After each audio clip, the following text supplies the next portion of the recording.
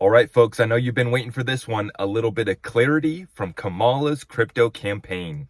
That's right, folks. Now Kamala's going to support crypto and support policies that expand our crypto industry. More on that later. Let's get right on into it, folks. This is unbelievable what has come out today. Let's get started here. This is the summary of the Fed last FOMC meeting. This is the summary of those minutes and the meeting that took place. The majority of Fed members believe it is appropriate to lower rates at the next meeting if data remains constructive. Okay, so once again, if the unemployment numbers continue to come out, we'll talk more on that data point here next.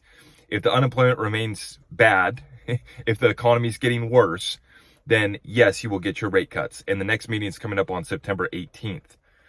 The recent data has enhanced confidence over inflation. Oh, that's right. They're winning the fight against inflation. How could I forget? Jobs numbers are terrible, but they're winning the fight against inflation. Sure. Let me know how that's going for you guys at the grocery store. Several participants considering a 25 basis point rate cut in July, or considered one in July. So there's already some that want to cut. Majority of participants said that unemployment risks are rising. We've been warning about that one. The Bureau of Labor Statistics just proved that we were 100% correct about that. That's coming up next.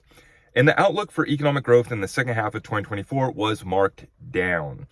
Easing too late could unduly weaken the economy, and the first rate cut since 2020 is coming next month. This is from the Kobesi letter, and continuing another from the Kobesi letter. This is our current situation. This one came out first thing this morning. The U.S. jobs additions revised lower by 818,000 jobs. So they didn't know whether they were going to have to revise down the jobs over the last year, 600,000 or a million. It comes out today at 818,000. But get this, they're going to actually provide another update revision to this next week. So first revision, we find out that they lied about 800,000 jobs, but they're not done. Another revision is going to come in next week on that one. Now, U.S. unemployment rate is up to 4.3%, the highest since 2021. And 5 of the last 6 jobs reports have been revised lower. It's all lies. And a record number of Americans are now working multiple jobs. This is what we've been saying. It's a net loss of full-time, good, high-paying jobs that you can actually feed your family on. And it's addition and a growth only in, basically exclusively in part-time workers getting their second and their third job. You guys let me know in the comments down below. I got 2 businesses. I got my property service business, I got my media business, and I work every single day, 7 days a week, right? I mean, this is what we're all having to do to survive. Now, one step further, the US dollar has lost 25% of its purchasing power in the last 4 years. That sucks. And then 11% of credit card balances in the US are now delinquent, the highest in over a decade. How is this a soft landing? Okay, this is the last time I'm going to make this joke. The soft landing was you planting your butt on the couch. That's what they meant by the soft landing. And that's the last time I'm going to use that joke. But you guys know the deal. Now, in other news, RFK Jr. will be addressing the nation on Friday.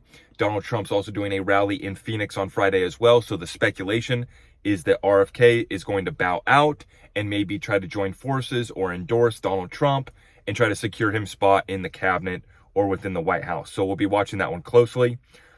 Ripple payments partner Uphold has partnered with early RippleNet user dLocal. I'm going to talk about that in a separate video.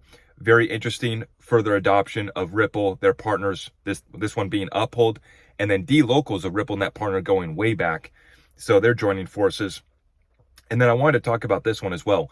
Swell, this is Ripple's yearly conference that they have where they bring in their industry leaders and partners with institutions. They got, I mean, just look at this list right here. Of course, Brad Garlinghouse is going to be speaking.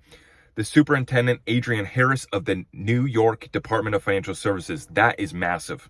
Remember, the New York Department of Financial Services already approved standard custody and trust of their New York license for a trust company.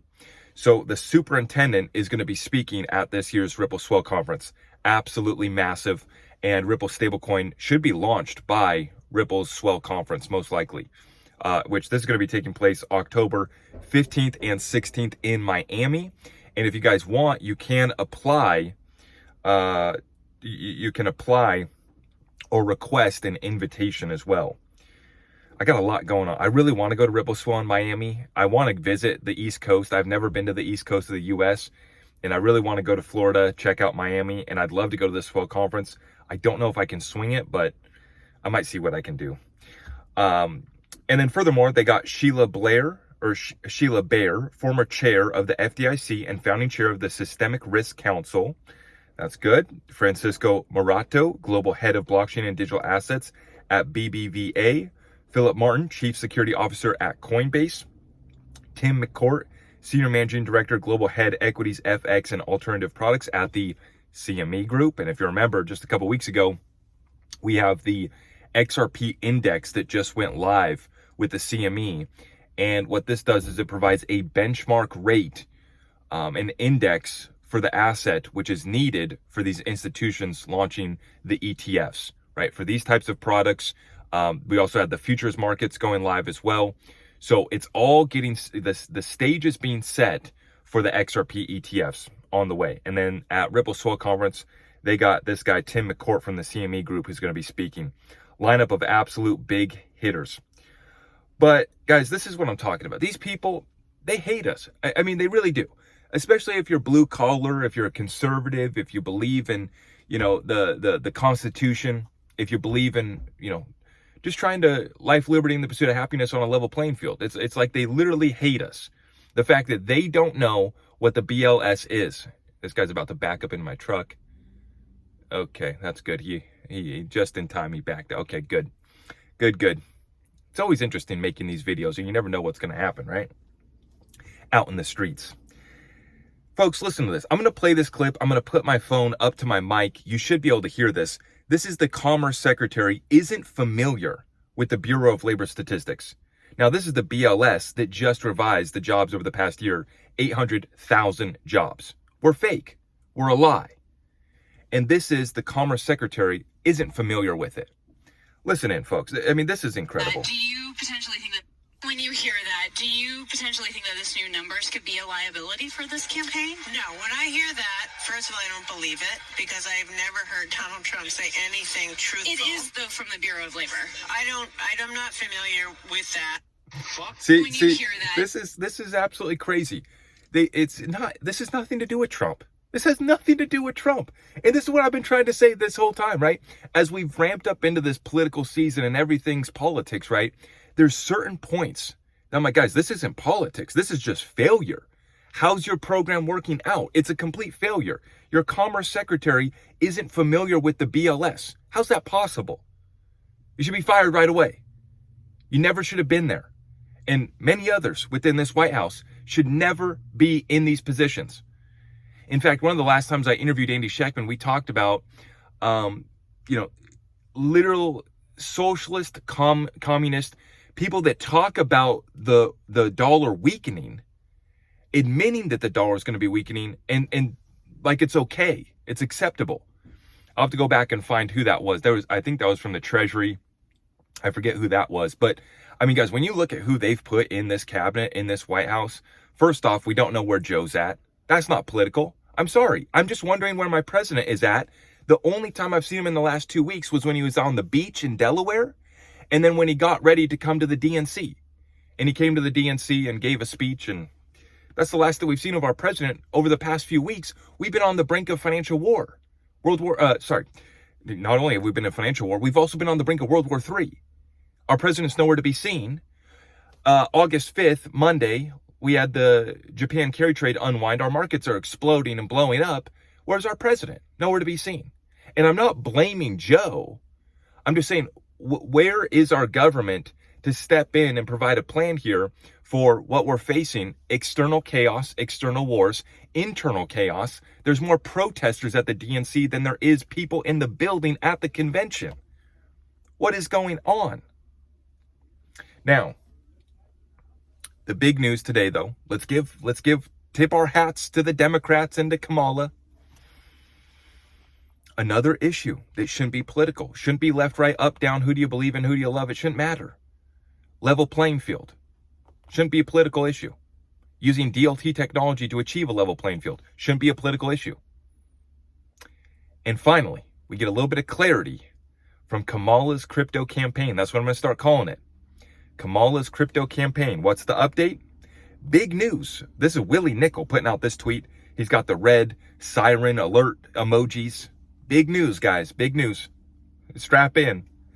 Kamala Harris will, quote, support policies that ensure that emerging technologies and that sort of industry can continue to grow. Now, this is from Bloomberg. Harris supports policies to expand crypto industry. The direct quote, though, that's shared here doesn't even mention crypto. It just says emerging technologies. Does she even know what crypto is? Honest question. Does she even know what crypto is?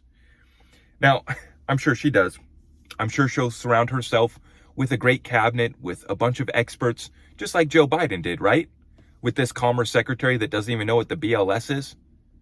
See, these are the same folks that are telling us that this is the strongest economy ever. Unemployment's down. What are you guys talking? What are you guys complaining about? Well, we're complaining because we know it's a lie. And now the BLS has proven it was a lie, not by a little bit, not by 10,000 jobs, not by 100,000 jobs, 800,000 jobs. You guys have been lying to the American people.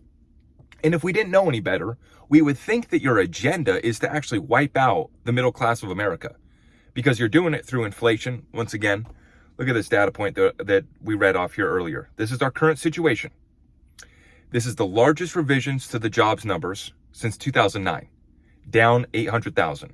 Unemployment rate to 4.3%, the highest level since 2021. 5 out of the last 6 jobs reports have been revised lower. And the US dollar has now lost 25% of its purchasing power in the last 4 years. You can't blame Donald Trump for that. This is not a political issue. This is your program's a failure issue. And you guys should be ashamed of yourself that you're speaking in front of the American people and your Commerce Secretary doesn't know what the BLS is. What planet are you guys on? Where are you guys? Who are you guys? How did you get into these positions? Once again, it's not political. It's a program that's failing, and we need to change it up. We need accountability. We need to start coming in here and actually getting something done before the rest of our middle class gets completely wiped out. Like I said, they want to raise the capital gains tax. The rumor is that they're considering the unrealized capital gains tax.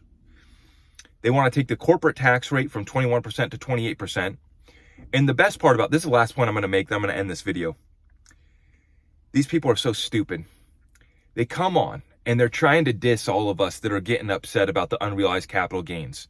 And they're saying, oh, don't worry. You guys won't have to worry about this because you don't meet the threshold. This is only for people that have over $100 million of capital gains or unrealized gains. And this is the same thing that they always say when they want to raise the corporate tax rate, when they want to do capital gains, when they want to do unrealized capital gains. Every time that they try to implement this, they try to say, it's not for you. You're poor. You don't make money. This doesn't concern you. Well, it does. Listen here, you little dummy.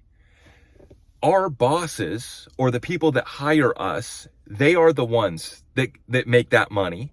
And when you come in and try to squeeze them out on the capital gains, on the unrealized, on the corporate tax rate, they are going to lay off hundreds of thousands of people. Oh, wait, they already did. You guys wouldn't know because you don't know what the BLS is. See, this is why they've taught our kids, my generation, millennials, and then folks younger than me, have all been taught basically that capitalism sucks, the Constitution's an old document that needs to be disregarded, and that we should implement socialist policies, and that we're going to create the socialist utopia that we've always dreamed of, and everything's going to be A-okay. And it's okay to tax the billionaires more. It's okay to tax the rich more. The rich will avoid taxes. They won't pay those taxes. And you're going to squeeze out the corporations and those that are hiring Americans, that are building businesses and investing in our country. You're going to drive them out. And we're going to be left with even less jobs than we already are. As reported by the BLS, 800,000 of them never existed. It was a complete lie. And so, as you can tell, this upsets me because I know what is coming for the American people if they get through. If we don't get change, if we get Kamala and her crypto campaign, her capital gains tax campaign, her corporate tax campaign, her communist campaign, we know where this goes. You guys let me know in the comments down below what you think about this situation, what you think about Kamala now supporting crypto. How does that make you feel? Let me know in the comments down below if you appreciate the updates. God bless all of you guys. We'll see you in the next one. It's all at ZachRector.com. Take care.